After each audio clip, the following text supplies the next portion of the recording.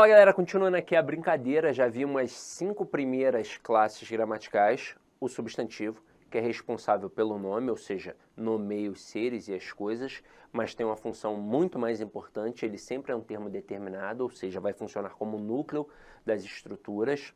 Nós falamos sobre o adjetivo, que é responsável por indicar uma característica, e vimos que ele só possui duas funções sintáticas, ou é um adjunto adnominal ou é um predicativo. Vimos o numeral, que é responsável por ordem, quantidade, fração, é galho fraco, não tem por que perder tempo com ele. Vimos o artigo, que é um camarada importante, flexiona em gênero e número. Aí é importante até salientar que dentro dessa perspectiva de gênero e número, existem os coringas. O coringa do gênero é o masculino e o coringa do número é o singular.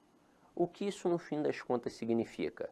Que na hora em que você ficar na dúvida se uma palavra é variável ou invariável, você vai pensar nisso. Então, se a palavra só pode ficar no masculino e só pode ficar no singular, significa que ela é invariável. A partir do momento em que você consiga jogar para o feminino ou para o plural, ela já se torna variável. Isso vai ser relevante. Mais à frente a gente vai usar. E a gente viu o pronome e viu que ele serve para acompanhar ou substituir. E isso tem nome.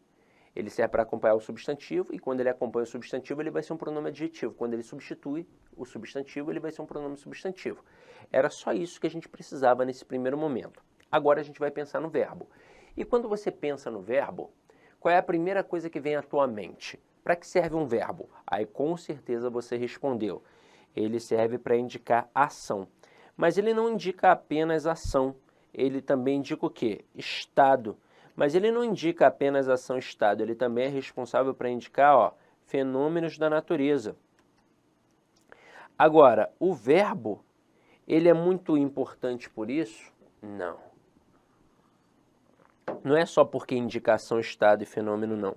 Até porque não basta indicar ação, estado, ação e fenômeno para ser um verbo.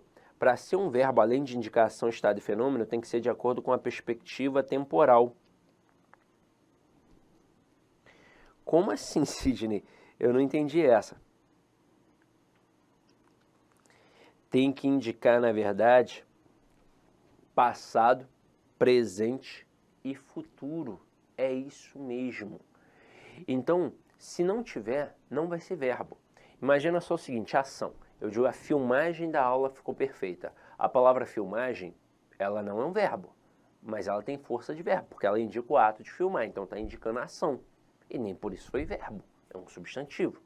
Se eu disser, os alunos do LAC são estudiosos, estudiosos é um estado, mas nem por isso é um verbo, é um adjetivo.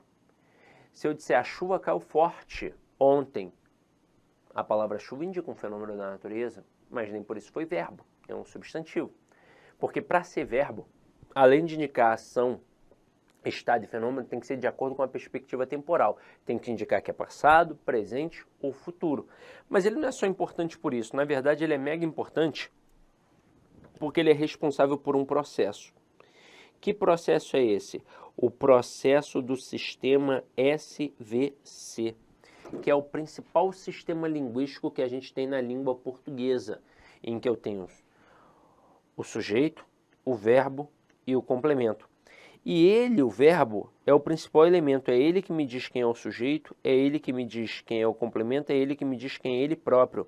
Portanto, é o verbo que me dá todos os termos da oração. É a partir do verbo que a gente começa a análise sintática. Sem o verbo não tem análise sintática. Ué, mas quem é o sujeito? Tem verbo? Não. Então não tem sujeito. Ué, mas quem é o objeto direto? Tem verbo? Não. Então não tem objeto direto. É só uma frase nominal. Para ter análise sintática, para dizer quem é sujeito, quem é objeto, esse tipo de coisa, tem que ter o verbo. E o momento dele mega importante vai chegar quando a gente começar a trabalhar a transitividade. A transitividade é o pontapé inicial para tudo aquilo que a gente pensa em análise sintática, tá? Mas por hora eu quero saber apenas da função morfológica. Por isso, eu quero saber sobre as desinências verbais. E aí, quando a gente pensa em desinências verbais, nós temos a desinência modo temporal e a desinência número pessoal. Por isso que o verbo é a classe mais variável de todas, porque varia em número, pessoa, modo e tempo. Em relação a número e pessoa é tranquilo. Quando a gente fala em número, a gente está falando em singular e plural. E quando fala em pessoa, fala das pessoas do discurso, que eu já até mencionei para vocês. Quem fala com quem se fala, de quem se fala.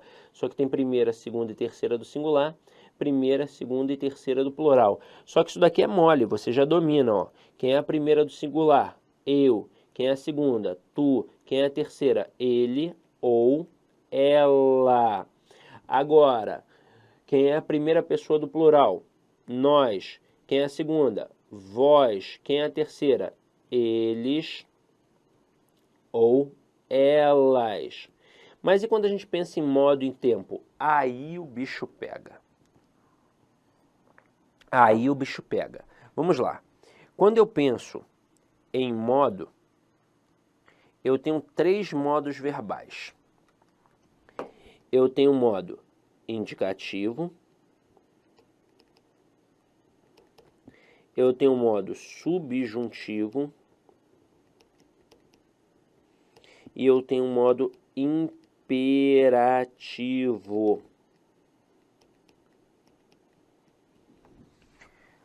Para que serve o modo verbal? Para indicar a atitude que existe naquela frase. E, por sorte, os nomes dos modos facilitam a nossa vida. Para que serve um modo indicativo? Serve para indicar um fato, aquilo que é certo, aquilo que é real. Então, o modo indicativo trabalha uma atitude realista. E o modo subjuntivo? Ele trabalha numa contrapartida em relação ao indicativo. Se o indicativo mostra aquilo que é certo, o subjuntivo mostra aquilo que é incerto. Se o indicativo mostra aquilo que é um fato, o subjuntivo mostra aquilo que é uma possibilidade. Portanto, o subjuntivo trabalha no campo das hipóteses. Indica uma atitude hipotética. E o modo imperativo? A palavra imperativo vem de imperador. O que o imperador faz? Ele ordena, ele manda, então indica ordem. Como é que isso funciona na prática? Muito simples. Eu digo assim, ó, João, saia daqui agora. O que eu acabei de fazer? Eu acabei de dar uma ordem. Então isso é um modo imperativo. Só que é importante salientar que essa ordem não precisa ser escrachada. Porque modo imperativo pode ser ordem, pedido, súplica, vai depender da entonação. Então, se eu falar assim, ó, João, vamos almoçar agora porque eu estou morrendo de fome. Vamos almoçar. Eu dei um comando. Então, o modo imperativo ele é definido pelo comando. O emissor emite um comando esperando, obviamente, que o interlocutor execute esse comando dado. Isso é modo imperativo. Se tem algum comando esperando que o receptor execute esse comando, eu tenho um modo imperativo. Se não existir este comando, aí eu vou ficar na dúvida se é modo indicativo ou se é modo subjuntivo. Então vamos lá. Se eu disser assim, ó, o João quebrou o braço da cadeira. Eu dei alguma ordem? Eu falei, ó, João quebra o braço da cadeira. Não, não dei. Então se eu não dei ordem, não é imperativo. E aí eu estou dizendo que o João quebrou o braço da cadeira. Isso é um fato ou é uma possibilidade? Isso é um fato. Então eu tenho um modo indicativo. Agora se fosse assim, ó, João talvez soubesse as respostas do teste.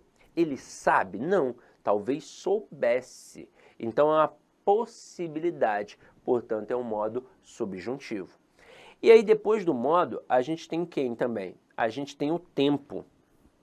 Agora, quando a gente pensa no tempo verbal, aí é mais complexo, tá? Nós também temos 3 tempos verbais. Nós temos o tempo pretérito, que é o passado. Nós temos o presente e nós temos o futuro. Ué, Sidney, mas por que é mais difícil? Porque eles se ramificam, coisa que não acontece com o modo.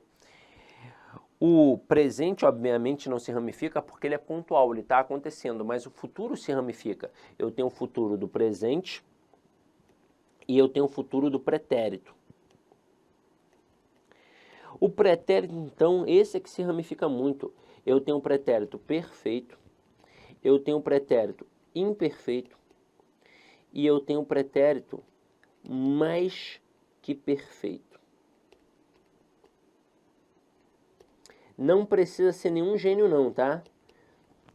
Para você, pela lógica, qual é o tempo verbal que mais cai nas provas de concursos públicos? E ó, em qualquer banca, é o pretérito, é o presente ou é o futuro? Sem sombra de dúvidas, é o pretérito. E caramba, por que é o pretérito? Vamos lá. Para começar, ele é o mais ramificado. Isso já ficou claro. Mas esse é o primeiro motivo. O segundo motivo é muito louco. Muito. O avaliador tem certeza absoluta que a maioria dos candidatos não faz a menor ideia da diferença de pretérito perfeito para imperfeito para mais que perfeito. Aí nesse momento você falou assim, caraca Sidney, parece que está falando de mim. Eu não faço a mínima ideia também. Calma, calma. É muito simples na verdade. Basta saber o que significa a palavra perfeito. Você pode abrir qualquer dicionário que você vai ver que a palavra perfeito significa completo. Então, por exemplo, quando um médico entrega, na hora do nascimento, claro, o filho nas mãos da mãe e diz assim, ó, seu filho nasceu perfeito, o que ele quis dizer com aquilo? Ele quis dizer que aquela criança é completa, que ela tem bracinho, perninha, boquinha, orelhinha, ela tem tudo, tudo. Não está faltando nada, ela é completa, por isso ela é perfeita. Ela é perfeita. Por isso, biblicamente, nós somos perfeitos. Porque a gente não precisa de nada para ser feliz. Tudo já está com a gente. É isso, a palavra perfeito significa completo. Então, quando eu digo que um pretérito é perfeito, eu quero dizer que é um passado completo, ou seja, um passado completamente realizado. Como é que isso funciona na prática? Você me pergunta assim, Sidney, o que você fez ontem? Aí eu digo, ontem eu joguei bola. Joguei bola é passado, não é passado? E não já acabou? Já acabou. Então, um passado completamente realizado. Portanto, um pretérito perfeito. Agora, e esse pretérito imperfeito? Esse prefixo in aqui vem para negar essa completude. Então, vai, no fim das contas, indicar uma continuidade. Como assim, Sidney? Ó, vamos ver na prática. Você me pergunta, Sidney, o que você fazia há 20 anos? Aí eu vou dizer, há 20 anos eu só jogava videogame. E aí concorda comigo que é um passado? Mas eu fiz só uma vez? Não, eu fiz várias vezes. Era um hábito, era uma rotina. Então o pretérito imperfeito, ele indica um tempo verbal no passado, com processo rotineiro, habitual, contínuo.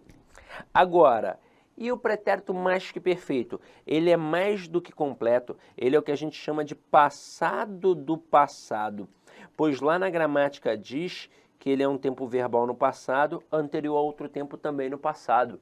Como é que isso funciona na prática? Eu digo que o João sempre tirava os sapatos que Maria usara na festa. E aí pensa comigo nessa linha narrativa. O que aconteceu primeiro? Primeiro João tirou o sapato, ou primeiro a Maria usou, para que depois o João pudesse tirar? Ora, a primeira Maria usou, para que depois João pudesse tirar. Então, este usara é um tempo verbal no passado, anterior outro tempo também no passado. Então, um pretérito mais que perfeito. Aí, turma, se aqui fosse uma turma presencial, eu faria um desafio com um dos alunos da turma.